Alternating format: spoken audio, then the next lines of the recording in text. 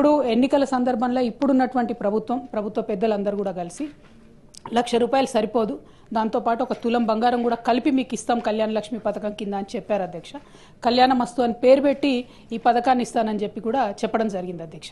కానీ 15 నెలలు గడుస్తున్నా కూడా మరి కనీసం కళ్యాణ లక్ష్మి ఎంతమందికి ఇస్తున్నారు, పాత పద్ధతిలోనే ఇస్తున్నారా, ఇస్తుంటే క్రైటీరియా మార్చారా లేదా, ఇంకొకటి ఈ తులం బంగారం మరి 15 నెలల్లో అయినటువంటి పెళ్లిళ్లకు మీరు తర్వాతైనా రీఎంబర్స్ చేస్తారా, ఏం చేస్తారు అనేటటువంటి అంశాన్ని మేము అడగడం జరిగింది అధ్యక్ష.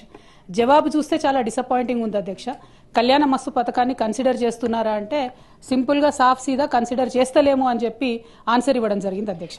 అంటే మీరు ఎన్నికల ముందు మహిళలకు తులం బంగారం ఇస్తామని చెప్పి మభ్యపెట్టినామని చెప్పి వాళ్ళ కౌన్సిల్లో ఇచ్చినటువంటి సమాధానం వల్ల ప్రభుత్వం మళ్ళొకసారి నిరూపించుకుందని చెప్పి మేము భావిస్తూ ఉన్నాం అధ్యక్ష. మరి ఇట్లాంటప్పుడు మీరు ఇక మిగతా హామీలను మహిళలకు ఇచ్చినటువంటివి అది 2,500 కావచ్చు, ఇంకోటి కావచ్చు, వాటి పట్ల కూడా మరి కనీసం ఏం ఫోకస్ చేస్తలేరా, ఆ విషయాన్ని కూడా ప్రభుత్వం దయచేసి చెప్పవలసిందిగా నేను డిమాండ్ చేస్తున్నా అధ్యక్ష. మరి ఇంత సోషల్ కాన్సెప్ట్, ఇంత బ్యాక్గ్రౌండ్తోని మంచి ఇండికేటర్స్తోని చేసినటువంటి కార్యక్రమాన్ని నీరుగార్చడం, మీరు ఇచ్చినటువంటి హామీ మీద ఇంత విస్పష్టంగా మేము అసలు చెప్తలేము, కన్సిడర్ చేస్తలేమని చెప్తే ఇది మహిళలను మీరు మోసం చేసినట్టుగానే మేము భావించవలసి వస్తుందని చెప్పి ఈ సందర్భంగా ప్రభుత్వాన్ని అడుగుతూ కనీసం మరి తర్వాతన్నా ప్రారంభిస్తారా అనేటటువంటి ప్రశ్నను నేను మంత్రి గారిని అడుగుతా ఉన్నాను.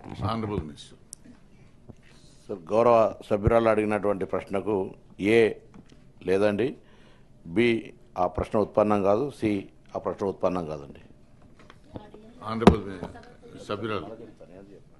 అధ్యక్ష, థ్యాంక్ యూ అధ్యక్ష. పొన్నం ప్రభాకర్ అన్న చాలా నిజాయితీగా మేము మహిళలను మోసం చేసినాం ఎన్నికల ముందు, ఇప్పుడు మాత్రం ఆ పథకం ఇచ్చే ఉద్దేశమే లేదు అని చెప్పి ఖరాఖండిగా కౌన్సిల్ సాక్షిగా చెప్పినందుకు వారికి ధన్యవాదాలు తెలియజేస్తా ఉన్నాను.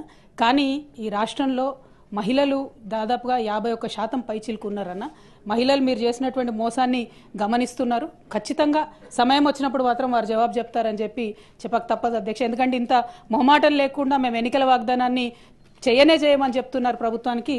కంగ్రాచులేషన్స్ కూడా ఈ సందర్భంగా తెలియజేస్తా ఉన్నారు.